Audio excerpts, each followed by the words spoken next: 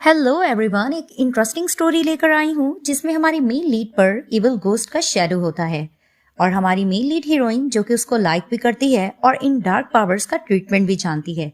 Love horror hidden mission, क्या वो उसको इस एविल से बचा पाएगी? जानने के लिए कहानी की तरफ हम बढ़ते हैं।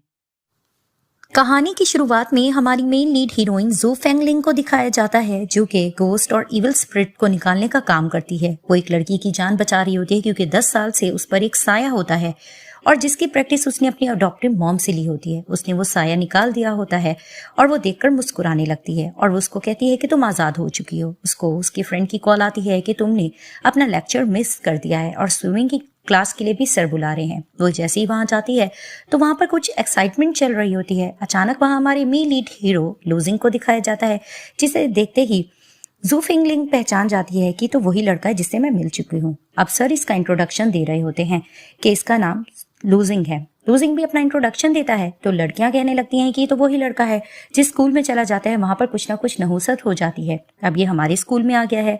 लूजिंग भी कुछ ना कुछ सोच रहा होता है। अचानक वहां पर जू फिंगलिंग देखती है रिबर्थ गेट खुला होता है, यानी गोस्ट स्पिरिचुअल्स का, यानी कि इस पे साया हो चुका होता है। अब इसको ये बात मालूम हो चुकी होती है।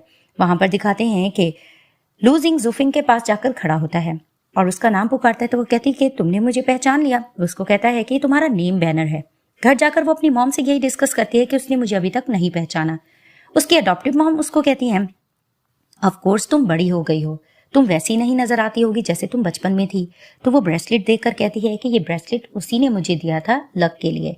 फ्लैशबैक में दिखाया जाता है कि गर्ल्स इसको पनौती कह रही होती है कि तुम एक पनौती हो, हम तुम्हारे साथ नहीं रहना चाहती। उसको धक्का देने लगती हैं कि लेकिन वहां पर ही लूजिंग आता है और उसको प्रोटेक्ट करता है और उनको कहने लगता है यहाँ से भाग जाओ। वो जैसे ही लूजिंग को देखती है मन में सोचती कितना ज्यादा हैंडसम है। वो उसको कहता है कि क्या हुआ, तुम ठीक हो ना? वो रोने लग जाती है कि मैं पनौती नहीं हूँ, मुझे लड़कियां इसी तरह कहती हैं। वो उसको कहता है कि तुम चिंता मत करो। अपनी ब्रेसलेट उतार कर उसको देता है और कहने लगता है कि ये ब्रेसलेट तुम्हारी बहुत काम आएगी, तुम्हारा लक बढ़ता रहेगा और तुम्हारी लाइफ में कोई जरूर आएगा जिससे तुम्हें फायदा होगा। अब वहां पर ये बात सोचकर वो अपनी मॉम से बात करती है और कहती है कि आप भी तो मुझे मिली ना, आप भी तो मेरी मॉम बनकर मेरी जिंदगी में आई, ये वाकई मेरे लक के लिए साबित हुआ। तो उसकी मॉम उसको काम के लिए उसका कैप दे देती है। अब ये बैठी होती है। अचानक से वो देखती है कि लूजिंग अपनी मॉम के साथ आया है। वो मुंह छुपाने लगती है और सोचती है वो मुझे नहीं देख पाएगा। उसकी मॉम आकर कहने लगती है कि ये मेरा बेटा है, बचपन से तो ये सही पैदा हुआ था, लेकिन जब ये 3rd ग्रेड में चला गया था इसकी तबीयत बहुत ज्यादा खराब होती चली गई। वो सिचुएशन बता रही होती हैं। तभी फिर वो कहती है इट मीन्स कि इसका लग जा चुका है। तो उसकी मॉम कहती है हाँ, इसका लग जा चुका है। अब वो समझ जाती है कि 10 साल से एक साया इसका पीछा कर रहा है। 10वें साल पर वो इसके साथ कुछ ना कुछ बुरा करेगा, इसकी सोल लेकर चला जाएगा। वो पूछती है इसकी बर्थडे कब है। वो उसको बता देती है कि 25 को है। तो वो सोच लेती है कि इट मीन्स 14 डेज रह गए हैं, मुझे तो इसकी केयर करना होगी वरना इसकी लाइफ में बहुत बुरा हो सकता है। वो इस तरह की बात करके उपाय बताने लगती है। अचानक से गुस्सा आ जाता है लूजिंग को और कहने लगता है इट मीन्स कि अब तुम पैसे लोगी, हर कोई हमारे साथ ऐसा तो करता है। उसकी मॉम उसको रोकने लगती है। वो अपनी मॉम को कहता है यहाँ से हमें जाना चाहिए। रोक भी रही होती है जू फिंगलिंग, लेकिन वो साफ सुनाता है कि नहीं, ये सब लोग सिर्फ पैसों के पुजारी हैं, पैसों के लिए सब कुछ करते हैं, अभी तक किसी ने हमारा काम नहीं किया है। अब दिखाते हैं कि जू फिंगलिंग अपने बेस्ट फ्रेंड फैंग के साथ ये सब कुछ डिस्कस कर लेती है कि 14 डेज रह गए हैं, मुझे लूजिंग को अपने करीब करना होगा और उसकी हेल्प करना होगी। तो उसका फ्रेंड भी कहता है कि ठीक है, हम इसका साथ जरूर देंगे। तो वो कहती है मुझे लूजिंग नजर नहीं आ रहा है। दिखाते हैं कि लूजिंग हॉस्पिटल जा चुका होता है, बैंडेज वगैरह करा रहा होता है, स्कूल के हॉस्पिटल ही होता है। अचानक से वो वहां पर एक साय को देख लेता है। वहां पर फैंग आकर कहता है कि क्या हुआ। तो वो उसको कहता है कि मुझे वहां पर कुछ नजर आए। वो बार बार देखना चाह रहा होता है लेकिन फैंग उसको समझाता है ऐसा कुछ नहीं, तुम हमारे साथ चलो। अब दिखाते हैं कि फैंग और लूजिंग उसके साथ बैठकर कुछ खा रहे होते हैं और उसको यही ऑफर कर रहे होते हैं कि तुम्हें किसी चीज़ की ज़रूरत हो तो तुम हमें बता सकते हो, लेकिन वो इनको इग्नोर कर रहा होता है। अब वहां पर जूफिंग एक साय को देख लेती है और उसको प्रोटेक्ट भी करती है। अचानक से लूजिंग देखकर कहता है कि ये तुमने क्या किया। वो उसको कहती है ऐसा कुछ भी नहीं और उससे छुपाना चाह रही थी कि इसको पता लगा ये मुझसे दूर हो जाएगा। दिखाते हैं कि जू फिंगलिंग उसी साय के पास जाती है और उसको कहने लगती है कि तुम गोस्ट होकर क्यों पीछा कर रही हो लूजिंग का। वो उसको कहने लगती है वो बहुत ज्यादा हैंडसम है, मुझे अच्छा लगता है। जहां पर वो जैसे ही लूजिंग को आता देखती है तो ये लोग छुप जाती हैं, लेकिन वो इविल स्पिरिट गला दबाने लग रही होती है जू फिंग का। और जैसे ही वो ये सब कुछ देखती है प्रोटेक्ट करने लगती है वो लूजिंग का और वहां पर ही वो एक नाइफ दिखा देती है और ब्रेसलेट के पावर से दिखाते हैं कि बेहोश हो जाता है लूजिंग। तो जैसे ही ये लोग इसकी फैमिली के पास इसको लेकर जाते हैं तो उसकी मॉम बहुत ज़्यादा हैप्पी होती है और कहने लगती है कि मुझे अच्छा लगा कि आपने मेरे बेटे की जान बचाई है, आप हमेशा इसको ऐसे ही प्रोटेक्ट करने लगना। तो वो भी यकीन दिलाती है कि हाँ, हम इसको प्रोटेक्ट करते रहेंगे। फैंग कहता है आपके हस्बैंड का है, तो उसको कहती है कि हमारी डाइवोर्स हो गई है, अब मैं अपने बेटे के साथ ही सिर्फ अकेले रहती हूँ। तभी वो फर्दर बताने लगती है अपनी बेटी की तबीयत भी, लेकिन ज़ू फिंग उसको यकीन दिलाती है कि मैं आपके बेटे की केयर करती रहूंगी। घर जाकर वो अपनी अडॉप्टिव मॉम को ये सब कुछ बता देती हैं, जिसे देखते ही वो गुस्सा होती है कि तुम्हें अपनी पावर्स का किसी को नहीं बताना चाहिए, ये तुम्हारे लिए खतरा बन सकता है। लेकिन वो उनको यकीन दिलाती है कि आपको पता है मैं आपके लिए खतरा कभी नहीं लेके आऊंगी, ये वही लड़का है, ये मेरे लिए लक लेकर आया था, प्लीज़ आप मेरी हेल्प करें। तो वो उसको एक चीज़ दे देती हैं कि इसके नेक पे लगा देना, थोड़ी सी इसको प्रोटेक्शन मिलेगी। अगले दिन वो स्कूल में जाकर उसकी नेक पे लगाने लगती है। अचानक से जाग हो जाती है लूजिंग की। वो कहता है तुम क्या कर रही हो? वो उसको कहती है कुछ नहीं, तुम्हारे नेक पर कुछ लगा था। तो वो वहां से चली जाती है। दिखाते हैं कि एक सीक्रेट रूम की तरफ स्कूल के जाने लग रहा होता है लूजिंग। वहां पर लड़कियां यही कहती हैं कि ये जगह ठीक नहीं, यहाँ पर साए जिन्नात हैं।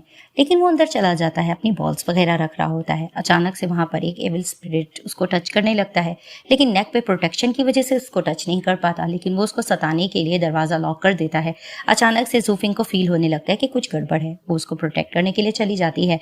वहां पर लूजिंग बहुत सी चीजें देखता है कि काफी लोगों की यहाँ पर रूह को सताया गया है। अब वो ये सारी चीजें सोच रहा होता है और वो अपने आप को मारने जा रहा होता है कि अचानक वहां पर पहुंच जाती है ज़ू फिंग और कहने लगती है कि मैं तुम्हारी प्रोटेक्शन के लिए आई हूँ। और उसको ये सब कुछ याद भी आ जाता है कि ऑर्फनेज में जब ये लोग होते हैं तो ये इसकी फ्रेंड रह चुकी होती है।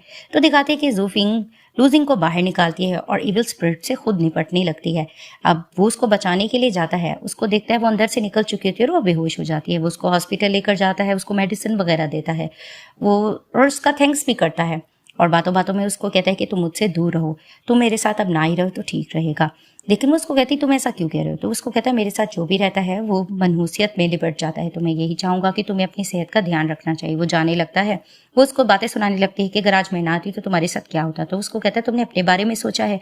मुझे याद आ गया है कि तुम वही लड़की हो, जब अडॉप्टेड तुम थी मैं तुम्हारे पास गया भी था, लेकिन मुझे पता लगा कि तुम्हें कोई और अडॉप्ट करके चला गया है। अब तुम्हारी फैमिली बन गई है, मेरी वजह से तुम्हें कुछ हुआ तो सब लोग मुझसे हेट करेंगे, तुम्हारी फैमिली समेत। वो इस तरह की बातें सुनाता है और कहता है मुझसे दूर रहना। तो ये बात कह के चला जाता है। नेक्स्ट डे दिखाते हैं कि स्कूल में सब लोग फिर से यही अफवाह फैला रहे होते हैं कि एक जगह पे आग लग गई है। ये सब कुछ लूजिंग की वजह से हुआ है, क्योंकि वो वापस जो आ चुका है ये उसी की वजह से हुआ होगा। जिसे सुनते ही ज़ू फिंग को गुस्सा आता है। वो कहती है कि तुम कैसे कह सकते हो, क्या तुमने अपनी आंखों से देखा था ये सब कुछ हुआ था? लेकिन वो इस पे तोहमत लगा रहा होता है। वो उसको मुंह तोड़ जवाब देती है और उसको कहती है कि तुम्हारी फैमिली में भी बहुत से इंसिडेंट्स हुए, वो तुम्हारी वजह से हुए। तो उसको कहता है ये सारे रूमर्स है। तो वो उसको कहती है सेम इसी तरह ये रूमर्स है। तो वहां पर सब इसको सताने लगते हैं कि लगता है कि तुम्हें वो लड़का पसंद आ गया, तुम उसको लाइक करती हो। उसको कहती है ऐसा कुछ नहीं है। पीछे से ये सब कुछ सुन रहा होता है लूजिंग। तभी फिर सर आकर कहने लगता है क्लास अटेंड करो। वो पीछे जैसे ही मुड़कर देखती है और कहती है कि ये सब कुछ लूजिंग ने सुन लिया होगा। वो उनको फिर से मुंह तोड़ जवाब देती है तुम्हारा किसी से अफेयर चल रहा होगा, ऐसा कुछ भी नहीं है। लेकिन सर आकर कहते हैं कि आग की वजह ये नहीं था, कोई और था। तभी फिर वो लोग कहते हैं उस लड़के से कि तुम्हें लूजिंग से सॉरी करना होगा और फैंग भी साथ देता है कि तुम सॉरी करो। तो वो सॉरी कर लेते हैं और जैसे ही वो देखती है कि साया पीछे से है लेकिन डोर क्लोज हो गया तो वो खुश हो जाती है। और वहां पर ही दिखाते हैं जैसे ही वो जाने लगती है पीछे से लूजिंग थैंक्स करने के लिए आता है, लेकिन वो उससे बचकर चली जाती है और वो पीछे से थैंक्स करता है। अब दिखाते हैं अपने काम पर बैठी होती है ज़ू फिंग। वहां पर अचानक से वो देखती है कि लूजिंग की मॉम आई है, जिसे देखकर वो अपना फेस कवर करने लगती है। तो उसकी मॉम कहती है कि नहीं, मुझे पहले दिन से पता चल गया था ये तुम ही हो, मेरे बेटे को तुम बहुत अच्छे से प्रोटेक्ट करो, मुझे बहुत अच्छा लग रहा है। तो वो उसका साथ देती है कि ऑफकोर्स मैं प्रोटेक्ट करती रहूंगी। वो ब्रेसलेट देखकर कहती है कि मेरे बेटे ने तुम्हें दिया था ना, मेरा बेटा बहुत ही अच्छा इंसान है, तुम हमेशा इसकी प्रोटेक्शन करते रहना। अचानक से वो देखती है कि पीछे से एक डोर ओपन हुआ है। तो उसको कहती है आप कहाँ जा रहे? तो उसको कहती सॉरी मेरे जाने का वक्त आ गया। यानी इविल स्पिरिट उसकी मॉम को भी लेके जा चुकी होती है और दिखाया जाता है उनकी बॉडी हॉस्पिटल में होती है। ये इनकी सोल आई हुई होती है ज़ू फिंग के पास। अब लूजिंग बहुत परेशान बैठा होता है हॉस्पिटल में। वहां दिखाते हैं कि उसकी मॉम की बहन आती है और आकर कहने लगती है कि ये तुम कैसे कर सकते हो, जब तुम लोगों की डाइवोर्स हो गई थी हमें पता था कि तुम पनौती हो, हमने अपनी बहन को समझाया भी था कि तुम यहाँ से चले जाओ, लेकिन तुम उसका पीछा नहीं छोड़ रहे थे। तभी वो प्रॉपर्टी मांगने की बात करते हैं कि हमें प्रॉपर्टी दो अपनी सिस्टर का। वो उसको साफ कहता है कि नहीं, ये मेरी मॉम की प्रॉपर्टी, मैं आपको नहीं दे सकता। और वो वहां पर ही उनके हस्बैंड को टॉर्चर करने लग रहा होता है क्योंकि उसमें इवल स्पिरिट आ चुकी होती है। वहां पर ही दिखाते हैं कि ज़ूफिंग आती है और प्रोटेक्ट करती है और कहती है कि नहीं तुम ऐसा मत करो, लेकिन उस पर कुछ ज़्यादा ही असर हो चुका होता है। और वहां पर वो जैसे ही देखता है ज़ूफिंग को, वो उसको भी टॉर्चर करने लगता है। वो उसको रोकती भी है कि ऐसा मत करो, ये गलत है। वो नाइफ उठाकर इसको देखने लगती है। जैसे ही वो ब्रेसलेट देखता है उसको याद आता है कि ये तो इसकी मॉम का था, जिसे देखकर वो थोड़ा सा कंट्रोल हो जाता है। तो उसको कहती है तुम ठीक हो ना, लेकिन वो बेहोश हो जाता है और फैंग को वो कॉल करके कहती है इसको हमें घर लेके जाना पड़ेगा। सीन शिफ्ट होता है। लूजिंग को घर जाने के बाद ज़ूफिंग उसके साथ लेटने लगते हैं, लेकिन फैंग थोड़ा पॉजेसिव हो रहा होता है क्योंकि वो ज़ूफिंग को थोड़ा पसंद करता होता है। वो उसको कहता है कि साइड हो जाओ और खुद लेट जाते थे। उसको कहती है तुम बीच में क्यों लेट गए हो? तो उसको कहता है मैं प्रोटेक्ट इसको कर लूंगा। वो जाने लगती है तो फिर वो उससे कहता है तुम कहाँ जा रही हो? वो उसको कहती है तुम फिक्र मत करो, मैं बाहर हूँ। नेक्स्ट डे स्कूल में वो सोने लग रही होती है। फैंग उसके पास आता है, दोनों आपस में बातचीत कर रहे होते हैं। अचानक सामने से लूजिंग आता है। वो उसको देखती है और पीछे से फिर से एक डोर ओपन होता हुआ देखती है। वो समझ जाती है कि इवल स्पिरिचुअल अभी भी उसका पीछा कर रही है। ये लोग आपस में बात कर रहे होते हैं और उसको समझ आ रही होती है कि इसके साथ कुछ ना कुछ नुकसान चलेगा। वो अपनी मॉम से जाकर इस चीज़ को डिस्कस करती है तो उसकी मॉम बता देती है कि ये इसके लिए खतरे का बायस बन सकता है, ये कभी भी अपनी जान ले सकता है, तुम्हें इसकी प्रोटेक्शन करनी होगी। तो उसको कहती है मुझे क्या करना होगा? वो उसके ईयर्स के पीछे एक निशान लगा लेती है और कहती है कि जितना तुम इसके करीब रहोगी ये हमेशा प्रोटेक्ट रहेगा। क्योंकि ये लूजिंग को पसंद करने लगती है तो ये मुस्कुरा रही होती है और इसकी मॉम इसको एडवाइस करी होती है कि इसको तुमने कैसे प्रोटेक्ट करना है। अब वो फिर से आता देखती है लूजिंग को और पीछे से वो इवल स्पिरिट को देखती है। वो जानबूझकर करीब हो जाती है लूजिंग के और कहती है कि देखा वो कैसे दूर हो गया, और खुश भी होने लगती है। अब दिखाते हैं कि ये लोग जॉगिंग कर रहे होते हैं। जैसे ही वो लूजिंग को आता देखती है फिर से उसके करीब हो जाती है, जिसे देखकर फैंग को बुरा लगने लगता है। वो दोबारा से उसके कंधे पे सर रख लेती है। फिर से वॉक करते हुए लोग जा रहे होते हैं तो फैंग क्वेश्चन करने लगता है कि तुम इसके ज्यादा करीब क्यों हो रही हो, तुम दोनों के बीच क्या कुछ चल रहा है? लूजिंग भी ज़ूफिंग से क्वेश्चन करता है लेकिन वो टोक देती है। अचानक से सर आते और कहने लगते हैं कि तुम्हें मैंने स्विमिंग के बारे में कहा था, तुम्हें ये कंपटीशन करना होगा, तुम्हारी मॉम की ये ख्वाहिश भी थी। वो उसको कीज देने लगता है लेकिन वो थोड़ा सोच रहा होता है। अचानक वहां पर दिखाते हैं कि ज़ूफिंग आती है क्योंकि उसकी मॉम ने कहा होता है इसकी प्रोटेक्शन करना। वो कीज ले लेती है और कहने लगती है कि तुम्हें अपनी मॉम के लिए जरूर करना होगा और मैं यकीन करती हूँ कि तुम पोजीशन लेके रहोगे। तभी फिर वो खामोश हो जाता है। अब वो जा रहा होता है प्रैक्टिस के लिए। अचानक से एक स्टूडेंट होता है अपने सर को यही बातें सुनाने लगता है कि वो पनौती है, जब भी कोई इसके करीब आता है उसका एक्सीडेंट या कुछ ना कुछ हो जाता है। वो जिस तरह की बातें करता है लूजिंग ये सब कुछ सुन लेता है और उसको बुरा फील होने लगता है। अब इविल स्पिरिट भी इसके पास होते हैं और वो अपनी जान लेने के बारे में सोच रहा होता है। और दूसरी तरफ से फैंग को सब कुछ बता दिया था ज़ूफिंग ने कि उसकी जान को खतरा है जिसकी वजह से मैं उसके करीब हूँ। तो वो कहता है अच्छा तुम लोग इसलिए इतना करीब थे। अचानक से ज़ूफिंग को फील होने लगता है कि लूजिंग अपने साथ कुछ करने जा रहा है। स्विमिंग पूल में वो गिर जाता है। वहां पर बचाने के लिए ज़ूफिंग चली जाती है और अचानक उसको बचा लेती है। उसको उठाने की कोशिश करती है, वो नहीं उठ रहा होता। जैसे तैसे वो उसको उठा देती है और उसको गले से लगाकर रोने लगती है। वहां पर वो बहुत ज्यादा रोती है, थप्पड़ मारकर उसको कि तुम्हें शर्म आनी चाहिए, तुम्हें अपनी लाइफ के साथ ऐसा नहीं करना चाहिए, तुम मेरे बारे में तो सोचते। लेकिन वो साफ कहता है कि मेरी किसी को परवाह नहीं होती। वो उसको कहती मुझे तो तुम्हारी परवाह है, तुम्हें ये नहीं करना चाहिए, तुम्हारी मॉम ने भी कहा था कि तुम्हें अपना ध्यान रखना होगा, तुम अपने साथ ये कैसे कर सकते हो। वो बहुत ज्यादा रो रही होती है तो फिर वो उसको चुप कराने लगता है। तो उसको कहती है कि तुम्हें प्रॉमिस करना होगा कि तुम स्विमिंग में हिस्सा लोगे। वो खामोश होता है। उसको कहते हैं ठीक है रो मत। तो वो उससे प्रॉमिस ले लेती है और उसको गले से लगा लेती है। आखिरकार ये कंपटीशन जीत जाता है लूजिंग। वहां पर सब उसको अप्रिशिएट कर रहे होते हैं और सर भी बहुत ज्यादा हैप्पी हो रहे होते हैं। वहां पर ज़ूफिंग जैसी आती है तो लूजिंग उसको देखकर उसके पास जाता है और उससे बातचीत करने लगता है। वो उसको फूलों की बुके देती है। उसको कहता है तुम्हें कैसे पता मुझे ये पसंद है? तो उसको कहती है कि फोटो फ्रेम में मैंने देख लिया था। तभी फिर वो उससे बातचीत करती है और उसके बर्थडे के बारे में पूछती है कि हम दोनों साथ में टाइम स्पेंड करेंगे। वो उसको कहते हैं हम। पीछे से वो दरवाजा फिर से देखती है और उसके करीब हो जाती है, उसको गले से लगा लेती है। वो भी उसको देखकर कुछ फीलिंग तो कर रहा होता है और मुस्कुराने लगता है। नेक्स्ट डे दिखाते हैं कि फिर से ये अपने काम पर बैठी होती है। उसकी मॉम आती है और उसको मुस्कुराहट देखकर समझ रही होती कि इसकी लाइफ में कुछ तो चल रहा है, लव एंगल सा। तभी फिर वो बातों बातों में कहती है सब कुछ ओके चल रहा है। दूसरी तरफ से दिखाते हैं लूजिंग के डैड को, जो कि ये सब कुछ एक विजर्ड लेडी से करवा रहे होते हैं। वो अपनी लक को बढ़ाने के लिए अपने बेटे को यूज कर रहे होते हैं और वो लेडी भी यूज कर रही होती है अंकल लू को ही, क्योंकि वो भी अपनी बहन के लिए एक रूह को चाहती होती है। तभी फिर वो कहता है कि ज्यादा पैसे ले लो और मेरी लक अब सही चलनी चाहिए, तुम मेरे बेटे के साथ जो करना चाहो कर सकती हो। नेक्स्ट डे दिखाते हैं कि ज़ूफिंग मिलने जाती है लूजिंग से। वो पीछे से फिर से एक एविल स्पिरिट देखती है। पीछे से साइकिल आने लगती है। लूजिंग उसको प्रोटेक्ट करता है और दूसरी तरफ से उस विजर्ड को दिखाया जा रहा होता है जो अपनी बहन की फोटो फ्रेम देखकर कहती है बहुत ही जल्द तुम मेरे पास आ जाओगी। दिखाते हैं कि जैसे ही मिलने के लिए जाती है लूजिंग को ज़ूफिंग, उसको कहते हैं यहाँ पर खतरा हो सकता है, तो मुझे बता कर आती। वो उसको ब्रेसलेट दे देती और कहने लगती है ये ब्रेसलेट हमेशा यार तुम्हारी प्रोटेक्शन करिए, एक बार तुमने दी थी अब मैं तुम्हें दे रही हूँ।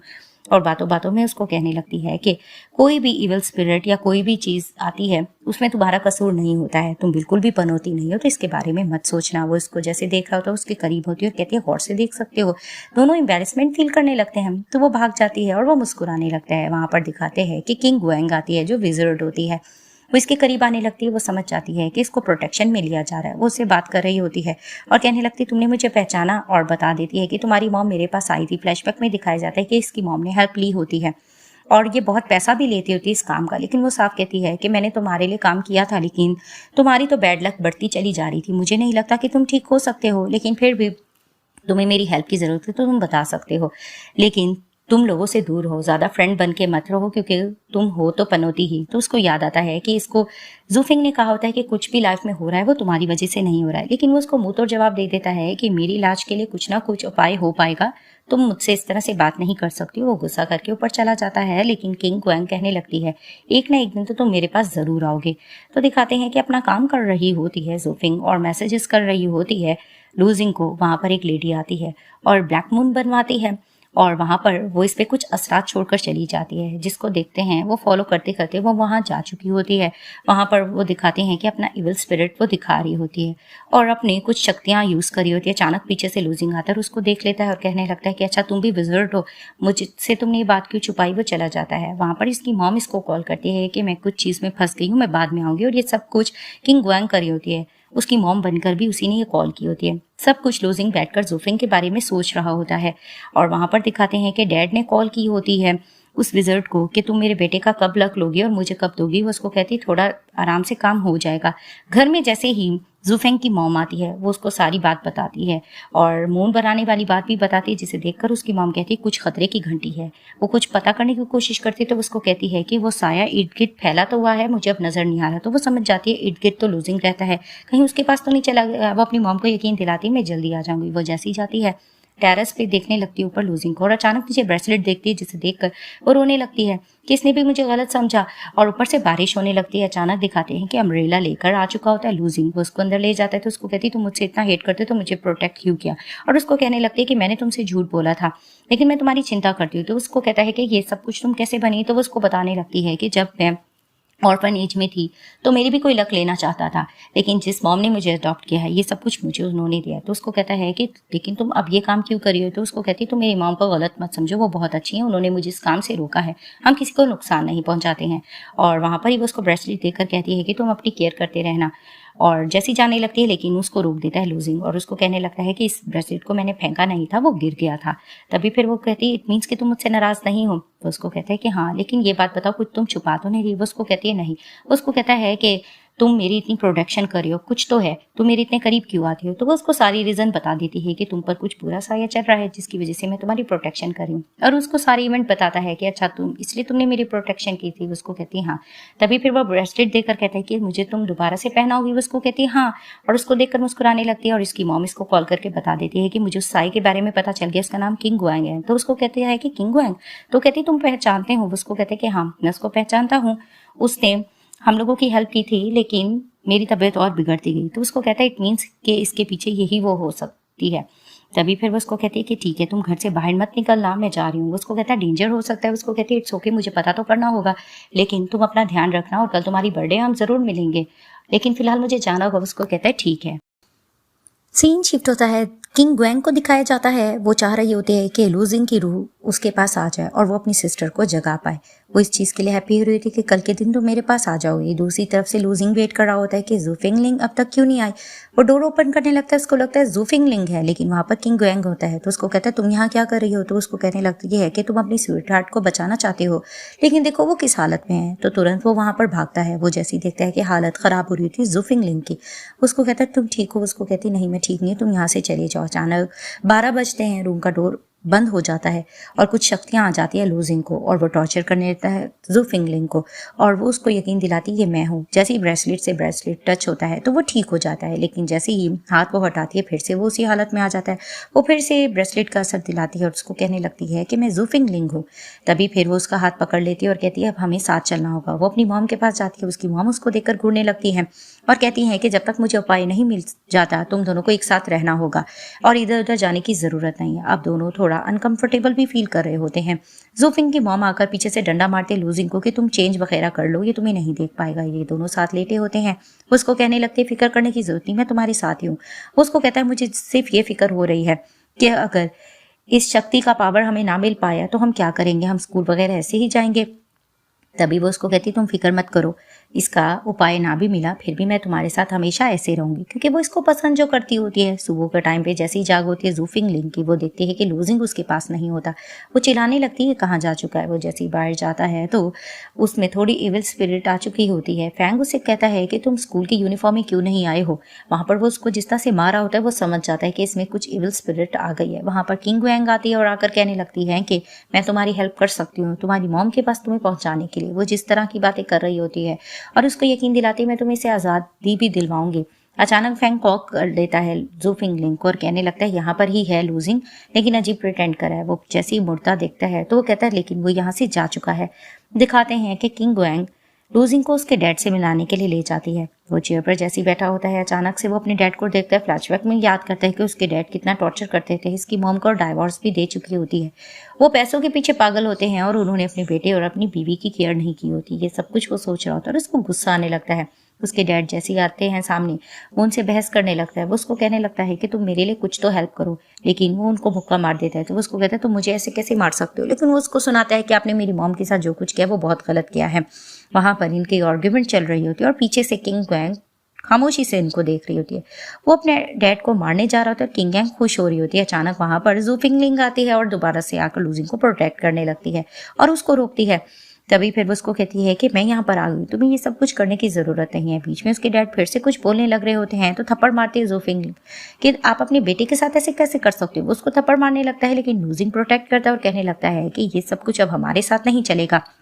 वो उनको धमकाता है और जूफिंग लिंग को लेकर चला जाता है। किंग वैंग जाने लगती है तो मिस्टर लू कहने लगते तुम कहाँ जा रही हो, तुमने तो मेरे लिए हेल्प करनी थी, इतना पैसा जो तुम पे मैंने बहाया उसका क्या। वो उसको साफ इनकार कर देती है कि तुम किसी हेल्प के लायक नहीं हो, वैसे भी तुम्हारे पास अब कोई पावर भी नहीं रहेगी, तुम बहुत ज्यादा पनौती हो, तुम्हारी ही तो पनौती सब में आई है और तुम बिल्कुल सक्सेसफुल नहीं हो पाओगे। लेकिन वो कहता है जितना पैसा मैंने तुम्हें दिया था तुमने फिर मेरे लिए काम क्यों नहीं किया है। तो वो उसको कहने लगती काम तो मैंने बहुत किया है लेकिन तुम निखट्टू हो, तुम किसी काम के भी नहीं हो और मैं तुम्हारी अब हेल्प बिल्कुल भी नहीं करूंगी क्योंकि तुम्हारी बैड लक तुम्हारा पीछा नहीं छोड़ने वाली। अच्छा यही रहेगा कि तुम बिल्डिंग से छलांग मार लो। वो ये बात कहकर चली जाती है। जूफिंग लिंग कहती है कि तुम घर में थे, तुम यहाँ से कैसे चले गए। वो उसको कहता है कि कुछ आवाजें मुझे पुकार रही थी और उसकी तबीयत खराब हो जाती है। अब घर में जूफिंग लिंग उसकी केयर कर रही होती है। वो जैसे ही उठता है पूछता है मैं यहाँ कैसे आया। वो उसको कहती है कि तुम बेहोश हो गए थे। अब वो ब्रेसलेट उतारना चाह रहा होता है क्योंकि किंग वैंग ने इसकी जगह किसी और को भेजा होता है। इसकी बॉडी में किसी और की रूह होती है और अंदर असल लूजिंग कैद होता है। उसको कहता है मैं नीचे अब सोना नहीं चाहता, तुम्हारे साथ सोना चाहता हूँ। वो ब्रेसलेट उतारना चाह रहे थे लेकिन नहीं उतर पा रही होती। जूफिंग लिंग कहती है कि थोड़ा वेट कर लो, तुम नीचे सो सकते हो। अचानक वहां पर आती है मॉम और आकर कहने लगती है कि इसको इसके घर वापस भेज दो। तो उसको कहती है ठीक है। तो उसको कहता है मॉम ठीक कह रही है, मुझे घर जाना चाहिए। वो जैसे ही बाहर निकलता है फिर से किंग वैंग आती है और उसको अपने इशारों पर नचाना चाह रही होती है, लेकिन जिसमें इसकी फैमिली की रूह आई होती है वो भी इसको ज्यादा भाव नहीं दे रहा होता, मुंह तोड़ जवाब दे रहा होता है। लेकिन फिर भी वो उसको यकीन दिला रही होती है कि मैं तुम्हें आज़ाद करा के रहूंगी, तुम पर जितने भी जादू का असर है वो मैं ख़त्म कर दूंगी। तो वो उसको कहता है ये तो मैं वक्त पर देखूंगा और उसको मुंह तोड़ जवाब देकर वो वहां से जा चुका होता है। अब स्कूल में भी कुछ अजीबो गरीब हरकतें कर रहा होता है लूजिंग। वो जोर जोर से टीचर्स के आगे बोल रहा होता है और सबको यकीन नहीं आ रहा होता कि ये क्या कर रहा है। और जैसे ही वो बाहर आइसक्रीम खा रहा होता है आइसक्रीम गिर जाती है। वो एक पर्सन से लड़ने भी लग रहा होता है। अचानक वहां पर जूफिंग लिंग आती है और फिर से प्रोटेक्ट करने लगती है। तो वो नाटक करने लगता है इस पर्सन ने ही मुझे मारा था और जूफिंग लिंग भी उस पर्सन को डांट देती है और लूजिंग का साथ दे रही होती है। और पीछे से किंग वैंग इनका रिलेशन देखकर कहती है कि हमेशा ये बीच में आ जाती है और मेरा प्लान सक्सेसफुल नहीं हो रहा है। वो फिर से आती है लूजिंग के पास एक और न्यू ऑफर लेकर, लेकिन वो फिर से उसको इग्नोर करके चला जाता है और उसको ये सब कुछ समझ भी आ रही होती है। और दूसरी तरफ से रियल लूजिंग छुपा हुआ होता है और वो यही चाह रहा होता है कि मुझे कोई आज़ाद करा दे। अब लूजिंग जा रहा होता है, पीछे से जूफिंग लिंग आती है और आकर कहने लगती है कि क्या हुआ, तुम ठीक हो ना। मैं तुम्हें ये खुशखबरी देने आई हूँ कि मेरी मॉम ने एक उपाय ढूंढ लिया है, अब से तुम आज़ाद हो जाओगे उस इविल स्पिरिट से। तो उसको कहते हैं ठीक है। तभी वो कहती है हम बर्थडे एक साथ सेलिब्रेट करेंगे और इस चीज़ का जश्न मनाएंगे। तो फिर वो उसको कहता है ठीक है। अब जैसे ये लोग सेलिब्रेट कर रहे होते हैं क्योंकि इसके अंदर किसी और का स्पिरिट होता है, अचानक से वो फैंग को टॉर्चर करने लगता है और वहां पर ही अपनी शक्ति दिखाने लगती है जू फिंगलिंग। और जैसे ही वो अपनी शक्ति दिखाती है इनकी ब्रेसलेट्स उतर जाती हैं। तभी फिर वो उसको बताने लगता है कि तुम लोगों को मेरे साथ बर्थडे मनाने का ज़्यादा शौक था ना, आओ मैं बर्थडे मनाता हूँ। लेकिन वहां पर ही जू फिंगलिंग अपना पावर दिखाकर असल लूजिंग को आज़ाद करा देती है। जहाँ पर वो छुप कर बैठा होता है वो आज़ाद हो जाता है। तभी फिर दिखाते हैं हम जिसमें इसका अलग सा स्पिरिट होता है, इनको ये लोग कैद कर लेते हैं। और फ्लैशबैक में दिखाया जाता है इस माँ बेटी को पता चल चुका होता है कि लूजिंग की बॉडी के अंदर इसी की फैमिली का इविल स्पिरिट है।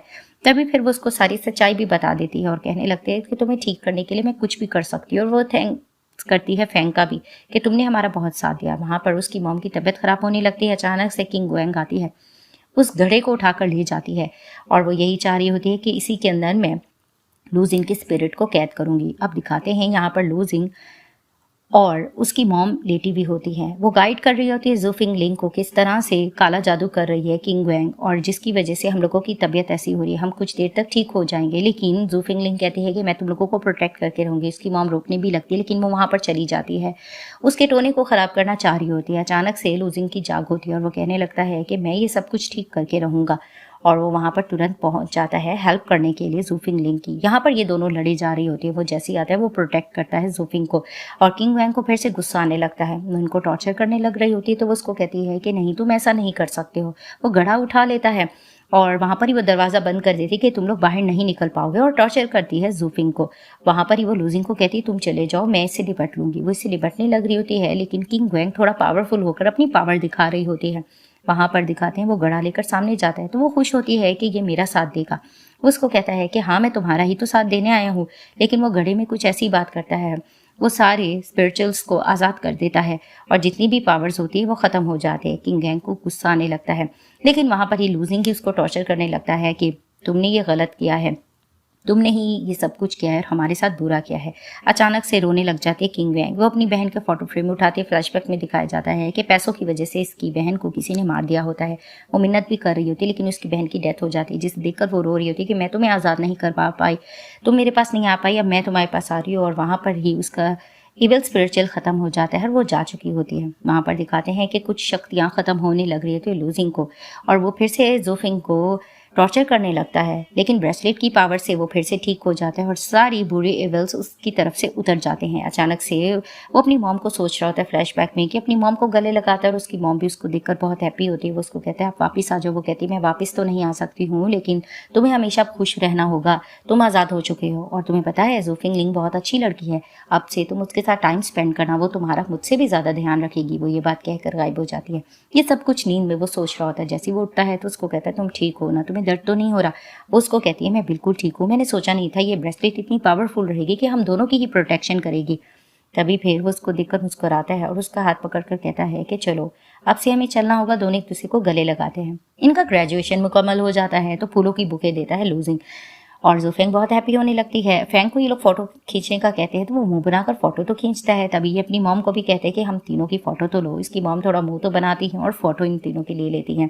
वहां पर ही कॉल आ जाती है। लूजिंग को बताया जाता है कि इसके फादर की डेथ हो चुकी है और उन्होंने अपनी सारी प्रॉपर्टीज के नाम कर दी है। तो जूफिंग कहती है कि तुम्हारे डैड ने सब कुछ तुम्हारे नाम कर दिया। उसको कहते हैं हम ऑफिस जाता है और उसको जैसे ही बताया जा रहा होता है कि सब कुछ उसके नाम कर दिया गया है तो काफी हिस्सा वो ऑर्फनेज में डोनेट करने के लिए कह देता है। ब्रेसलेट को देखकर मुस्कुराने लगता है। अचानक से दिखाते हैं कि भाग कर आती है जूफिंग लिंग और आकर कहने लगती है कि मेरी प्रमोशन हो गई है, मुझे एक अच्छी जॉब मिल गई है। जिसे देखते ही फ्लैशबैक में वो सारे सीन सोचने लगता है कि किस तरह से इसने इसकी हेल्प की थी और जब जब ये अपने आप को मारना चाह रहा था हमेशा से जूफिंग लिंग ने इसका साथ दिया। वो ये सारी अच्छाइयाँ इसको बताता है और कहने लगता है कि तुम कहीं पर भी जाओगे मैं तुम्हारे साथ जाने के लिए तैयार हूँ, तुम बहुत अच्छी लड़की हो, तुमने हमेशा मेरी प्रोटेक्शन की है और मुझे इस इवल स्पिरिचुअल से निकालने वाली भी और ये घूस वगैरह के चक्कर से निकालने वाली भी तुम हो। मैं हमेशा तुम्हारा एहसानमंद रहूंगा और एक सच बात कहूँ कि मैं तुम्हें पसंद करता हूँ, जहाँ तुम जाओगी मैं तुम्हारे साथ जाने के लिए तैयार हूँ। वो उसको अपने करीब करके जोर से किस करती है और कहने लगती है कि हाँ मैं भी हमेशा तुम्हारे साथ रहना चाहूंगी। इसी तरह से ये दोनों एक हो जाते हैं और इस ड्रामे की हैप्पी एंडिंग हो जाती है।